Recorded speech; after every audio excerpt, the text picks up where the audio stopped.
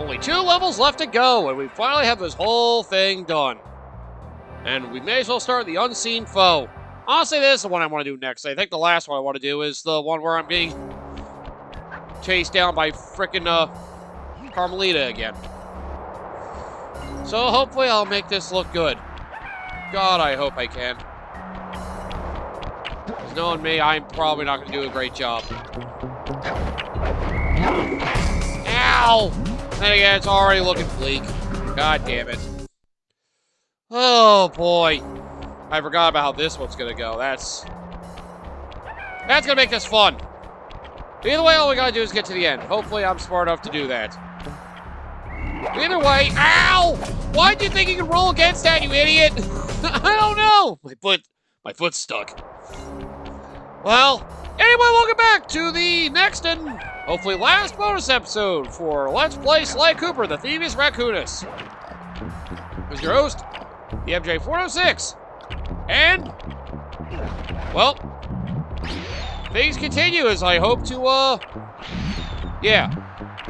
speed through the remaining stages so I can actually, you know, get to the end of this whole shebang. Consider myself a great thief so I can get the hell out of here. I'm tired of dealing with this shit. Everything getting in my way. Ugh. There's no easy way to get around it either. Ow! Especially when it leads to me dying like that. Let's time warp. And I can't think of too many other things to talk about because can't really think of much about thieves other than, you know, like, reasons they want to go into being a thief. Like, I mean, you know, some of them do it for money, and then others say there's some that do it for the thrill. Who the hell's doing thieving for fun? I'm sure there's somebody. I'm sure there's somebody who's trying to be a thief and is having a fun time doing it. Honestly, that sounds kind of fucked up, but well, there are those twisted people. They steal for the sport of it. Honestly, that is incredibly messed up. And yeah, I can't deny those kind of people might actually exist. Because, well, people come in all sort of twisted sizes and shapes. Sizes and shapes? Yes. Like, I imagine Midge would be very good at being a thief. What the fuck are you talking about? I mean, they're really short. It's very hard for them to get caught because you have to actually grab them.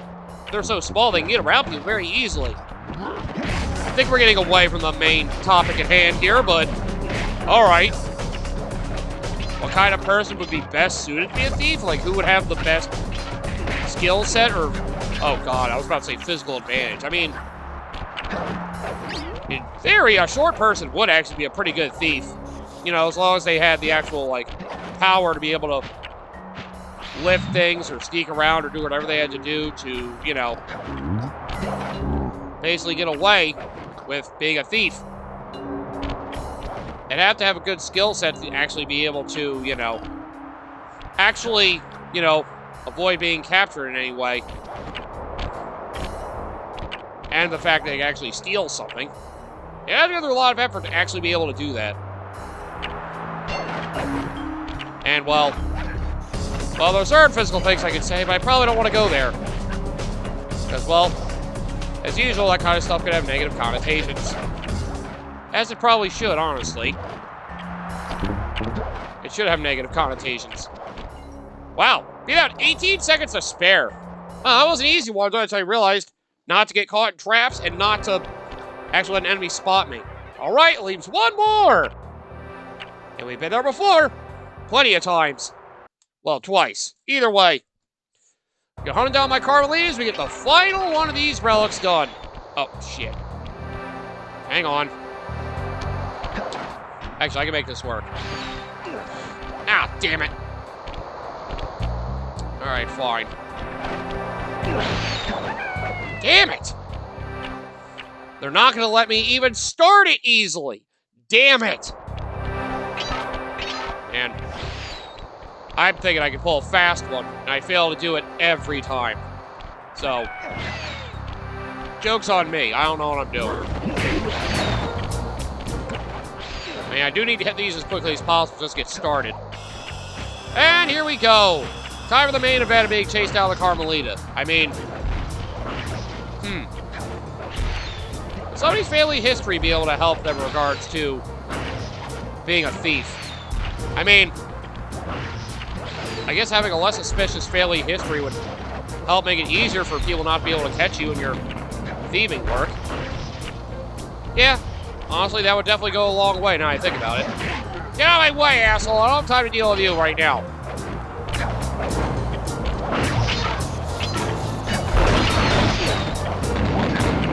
But, it's probably really, I don't know, there's probably some weird place I can consider. Would a woman be able to be a thief better than a man? Another weird question. I probably should think about answering, but... Well, the reasons these kinds of questions get asked, because sometimes research goes a long way. I mean, I don't know if a woman could be a better, well, I don't know. I feel like a man, because of their physical prowess, just be having an easier time being a thief. Oh boy. MJ, where are you going? Shade a few seconds off now. Do not frickin' gain them back. I went a little bit off the path, but that's okay. Right now I'm on pace to do all right here. Now, do not screw it up. I mean, would women have an easier time being like being lighter on their feet, I wanted to say? I don't know. Part of me wonders if it's actually easier for them to frickin', you know, be quiet as they move along, because I don't know, because men, I was gonna say men are heavier. They have thicker builds. I mean, yeah, we go with that. Bye, Carmelita, have fun. Wow, I had a lot of time to spare. Then again, I did jump through some of the wall sidling. It has been a really broken way to break through some of this incredibly easily. There you go, it's the last one. So now what happens? Now we got all the Master Thief sprints. Excellent, Sly! You've beaten all the Master Thief sprints and unlocked all the designer's commentary. Check out this fascinating behind-the-scenes movie. Well, I may as well shut up and watch this. Why the hell not? Did it for Ratchet & Clank, I'll do it here too. How should I describe Sly Cooper?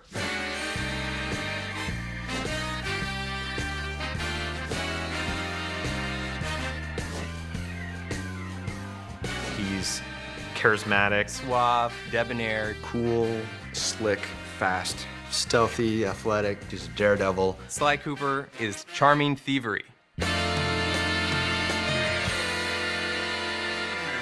We started with the idea that we wanted to do an action game where the primary character was a thief. The choice of a raccoon was a pretty natural fit in terms of, you know, obviously the mask being in place, being, as Dev would say, a creature of the night.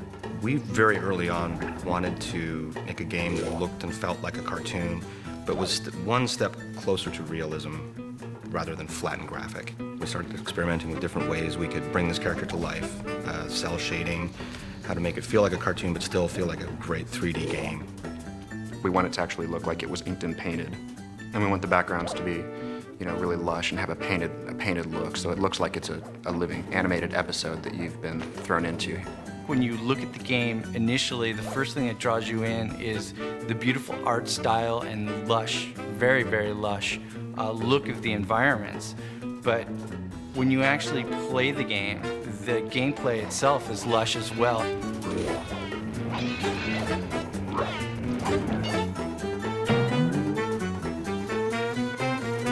The original conception of the Sly character was a much more realistic raccoon, chubby and not quite as lithe as the character is now, and it kind of evolved as we went along. Once we got to that part where he kind of evolved into what he is now, my main job was to take him and try to put every bit of thiefiness into him that I could. He was kind of tiptoeing, and he's really like rearing back to like ease his foot forward, trying to keep all his weight back so his foot falls softly on the ground, and really try to to hone his personality through subtleties in the movement and really try to push the thiefiness. Is we wanted Sly to feel really agile. We wanted him to feel like Sly could do the most amazing physical feats. You want to let the player of the game feel like they're a thief. Not like a real thief, like you wish thieves were.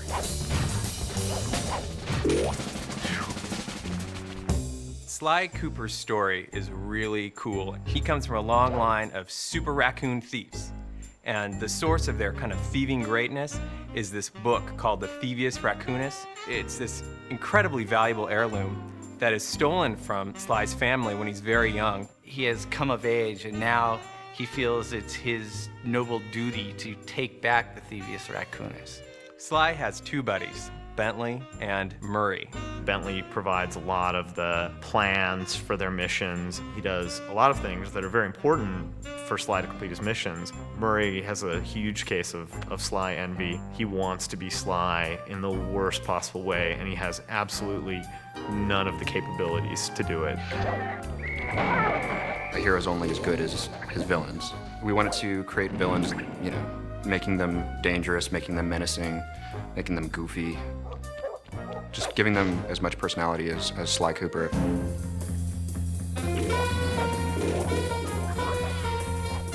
It's a super high bar being in the action-adventure category. I mean, all of the greatest games, the best games that are out there are all action-adventures. The genre is such that you have to really excel in every single phase of the game. Going from saying Sly should be sneaky to actually having him feel sneaky in the game is hard. You have to start and you have to get the animation right, then you have to figure out how the engine's going to play the animation and how it gets affected by where he is and what he's doing and how the player can feel in control at the same time. People are doing shoot-'em-ups and things with, you know, big weapons and things like that, and this is all about character, so you can get the feeling of, you know, I am Sly and I'm sneaking around. Anytime we can exploit anything in the environment, build it in a way that, you know, as Sly's running over, it might seem more stealthy. We completely exploit that. And our golden rule is whatever is thiefier wins.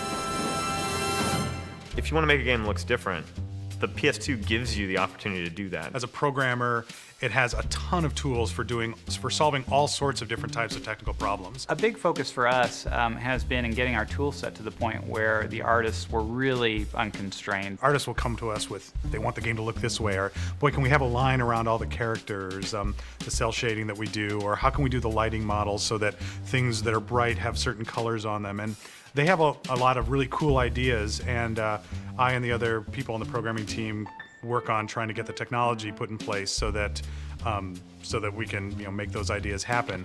What we were able to do was put together our own lighting algorithm in vector units and then do the same thing for the cell borders that we put around all our characters. We could get it to all run super fast and have it all look different than other games. That was really our goal from the start, was to have a game which looked different.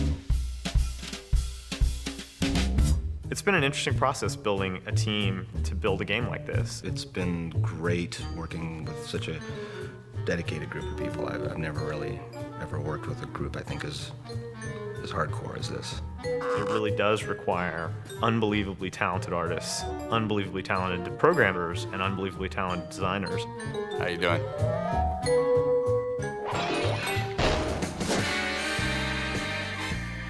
The designers, I think, have done a wonderful job of giving players the experience of sneaking and being a thief, and at the same time making the designs accessible to people so that you don't need to be a super gamer in order to play it, although there are tons of things that are in the game for those people. We're making a game that anyone can play. You can't just have great art, you can't just have great code, you can't just have great characters, you gotta have it all. It's not about just how the game looks, it's about how the game plays and how the player experiences it, and it's all about having fun. You can make a really cool character, but if he's not fun to play, it's not worth doing. Sly is cool, he's collected, he's adventurous. Sly is Sly. It is not a misnomer.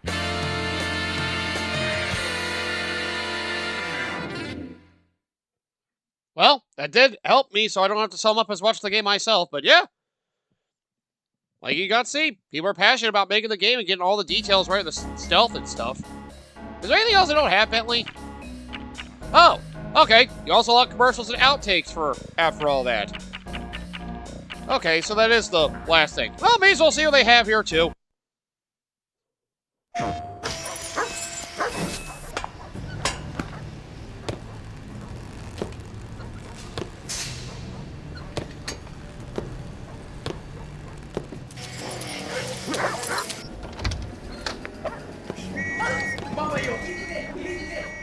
What was that all about? Sly Cooper, he's one cunning, devious Thievius Raccoonus. Rated E for everyone. God damn it, how did you not even find a raccoon on a train? He didn't even have his ticket! Oh, this is bad.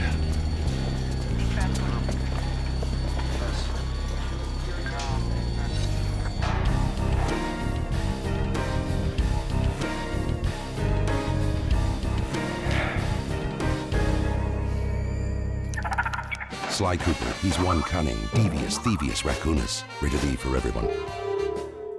You never do anything like that, actually break into like a cell in the game, but whatever. They got the spirit. Why not a couple of pictures and then go home? Anybody you recognize here? Nah. No? I don't hang out with animals, man. I don't. Which one is he? Does this ring a bell?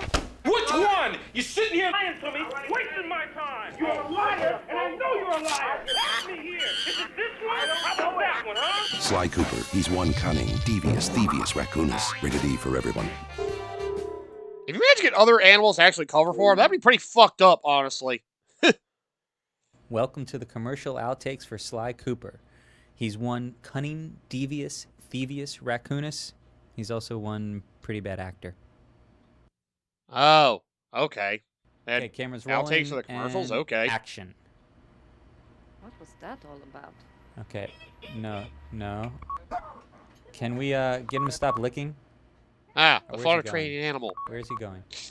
Alright, can he look at the camera? Not at you? Alright, what is he reaching for? The star? What is that? Alright, I wonder how many he's people want to see chewing this an egg animal or abuse. Somebody took care of it, Is he probably gonna hurt trained her? the fucking thing. Come back here. Does he have fleas? Oh, that's crazy. I move the stick. Okay, he's not supposed to eat the peanuts.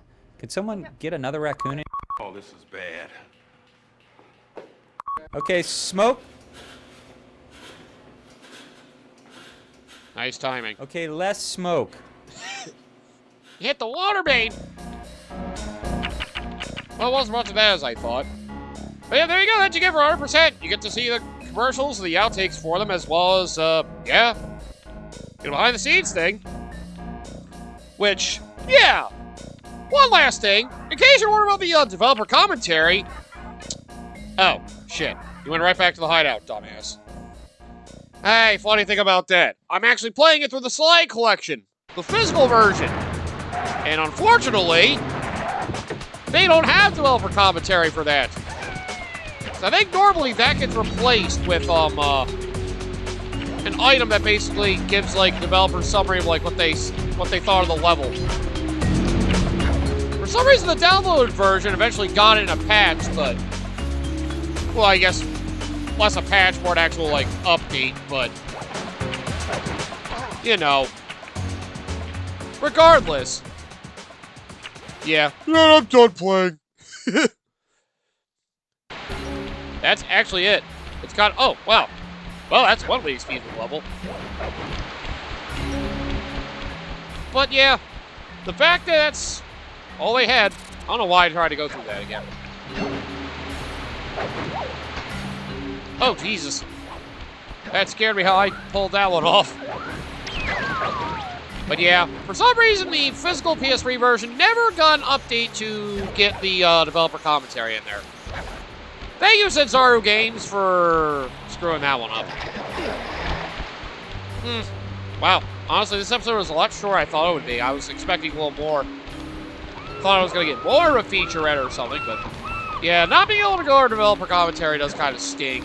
But, well, it is what it is. But, you know, play either the official PS2 version, or if you downloaded the PS3 version, and you downloaded the Sly Collector PS3, I'm sure the version of it that they have on PS5 probably works just fine.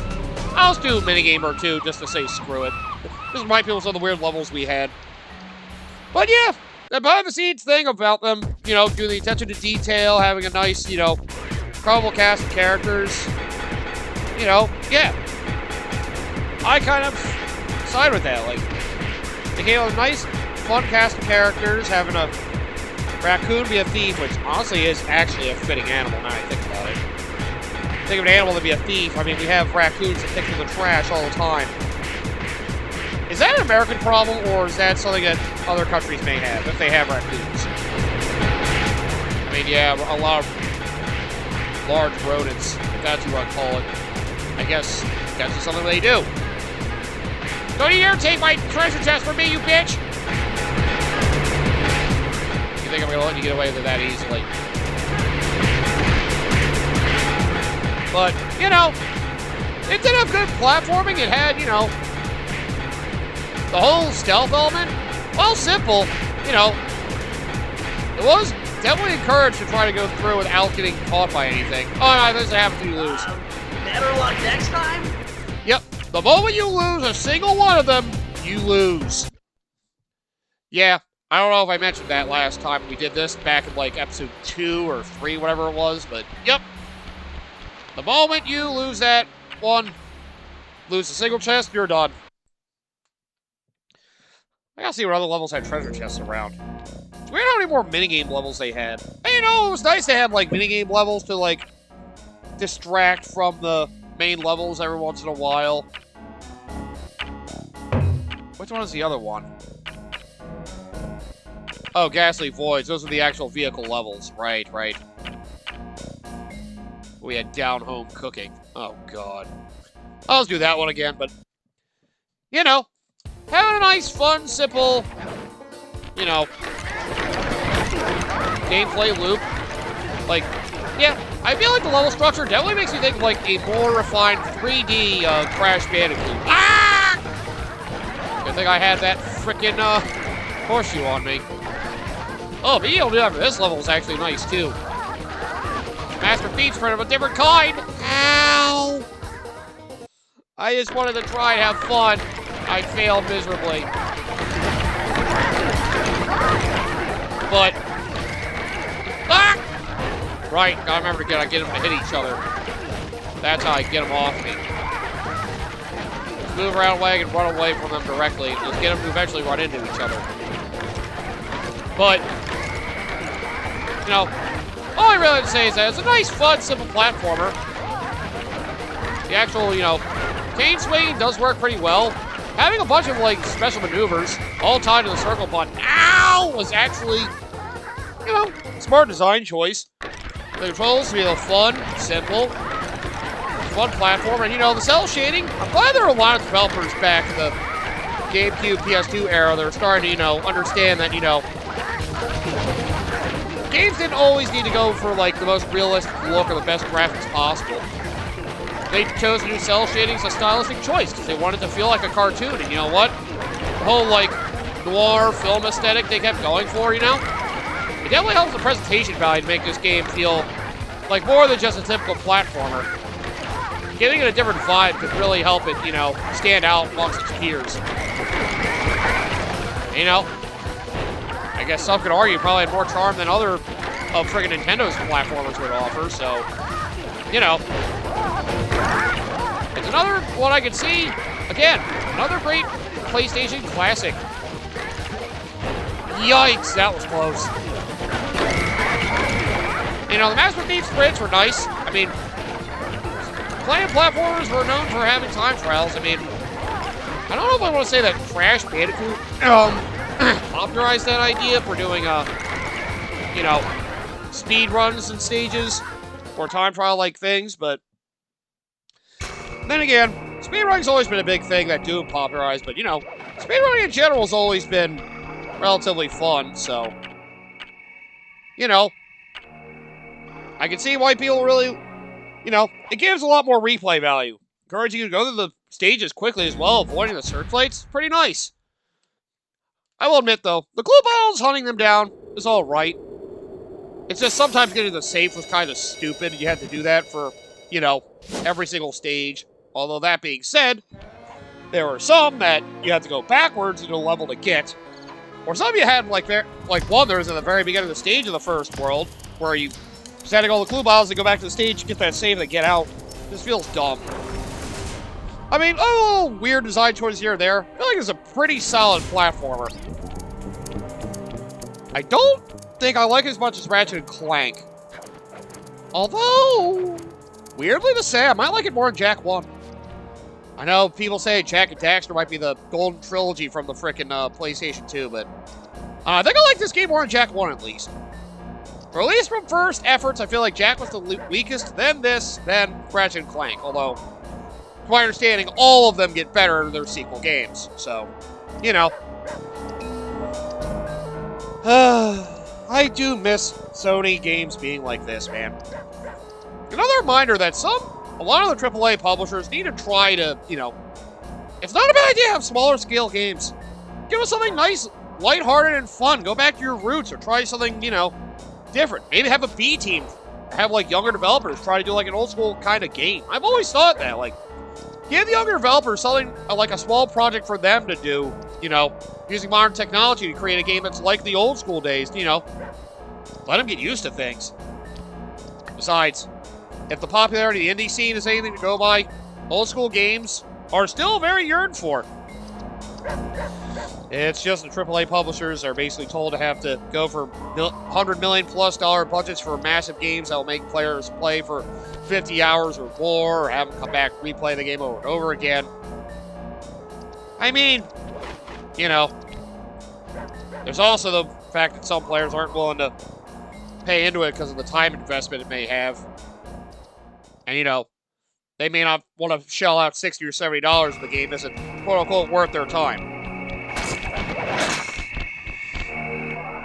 But yeah, that's, you know, that's all I really have to say about Sly Cooper. It's a fun platformer, and I do look forward to getting to the sequel someday, but that day is not today. But I say I do love the cast. Bentley being the smart guy, and Murray, like they said, wanted to be like Sly, but clearly can't. You know, from my understanding, I think Murray starts becoming a better character as the series goes on. Oh, yeah, of course, Carmelita. I will say, I definitely did like Carmelita Fox as a co-antagonist. Like a side villain, however the hell you want to classify it, but I may as well show this because I accidentally skipped it last time, skipped the end of it. But, yeah, I don't like the cast in this game too. It definitely helps. You know, an interesting setting, an interesting gameplay loop. Oh man, I miss old school 3D platformers. Like, of all the 3D platformers in these, and again, I guess in a way, 3D platformers evolved to being more action-heavy games. Now we started getting stuff like God of War, and even Souls-likes are basically platformers to a somewhat small extent. I just miss some old school gaming stuff, that's all. I'm glad I'm finally going to take the time to play these games again. Or play for the first time, rather, since I missed out on them. So I only had a PlayStation 2 originally for, like, a couple of years. Because most of our time back when we had a PlayStation 2 was either on GameCube or Xbox. We had a PS2, but we didn't really do a lot with it. Yeah, I think one of the only really big things we played on it was freaking Guitar Hero, which is, like, exclusive and at its biggest on PlayStation 2. But yeah. You know, it's nice for me to finally take the time to appreciate some of the PlayStation 2 library as fast as it is. I have gone through 4 Metal Gear Solid games. I've now gone through the first of these wonderful PlayStation 2 trilogies, as well as the entirety of the trilogies for Spyro and Crash, so you know. It's nice to finally brush up on some of these. And I have been thinking about getting to Uncharted someday. That is also on my mind. But I'd rather get through these PlayStation 2 trilogies first. And yeah, I think that's what I'll leave it at. There you go, that's the whole cutscene. I didn't screw it up this time. So yeah, with that, I'll end this episode here. Thank you all for watching this fun parkour-esque ride. And the coin system with the damage and stuff, but yeah. It really does feel like it takes a lot of Crash Bandicoot when it evolves. I definitely like it more than... Yeah, I think I like it more than Crash Bandicoot. I mean, 2 and 3 are pretty solid platformers, what they are. And there is some challenge that does make them fun, but this game's definitely a lot more lighthearted. I can appreciate that. It's not super difficult, but it is a nice, fun ride. So, you know, it's a series, you know, if you guys have a PS5 and have the PlayStation Premium subscription thing, you know, you should have free access to this, so, you know, play it. It's pretty good. You should play a lot of the old school stuff. It makes you appreciate how much variety their older games had. Alright, so, what's coming up next for my channel? Well, if you guys didn't check the other schedules, replay marathons in full swing! With Pokemon Fire Red going from Monday, Wednesday, Fridays. Saturdays have Diddy Kong Racing, and Sunday has Metroid Prime Remastered. A bunch of games I've played before on my channel. Now I have another one coming for this Tuesday, Thursday schedule, which maybe I'll talk about more in the update video on Thursday that I'm going to do since I have a day free. I haven't done an update video since Yakuza 0 ended. But, yep, another game is coming up next. But I am bouncing between 2 ideas. One is a game I wanted to do because I want to, well, yeah, I kind of wanted to do that game again because I've done that LP like nearly 10 years ago. Then again, the other game I was on my mind was also one that was from 10 years ago, but at least it has, like, modern relevance because of a new sequel for that game coming out finally, as well as a remake of its sequel, or a remaster of one of its versions of the sequel. Either way, I'm bouncing between 2 ideas. I'm going to figure out which one of those I want to do next, and I feel like I'm going for the action-heavy one. And it's probably going to be torture for me, even though I have played the game before, and it sticks in my mind pretty well, yet not well enough. Oh, boy. I'll worry about that when we get to it, but, you know, if you're looking for more PlayStation games from me, probably going to be at least a year before I get to that. There are a lot of other games I'm trying to get to right now, so, you know. Maybe I can treasure these trilogies again once we get to late 2026 or 2027, who knows. But yep, on New Year's there will be an update video, so be sure to check that out if you guys want to hear more, or if you need a refresher on my channel. I also might be debating doing a name change for this channel finally. Maybe. I'll think about it. You'll find out once we get to the update video, but alright, take care everybody, and I'll see you guys next time.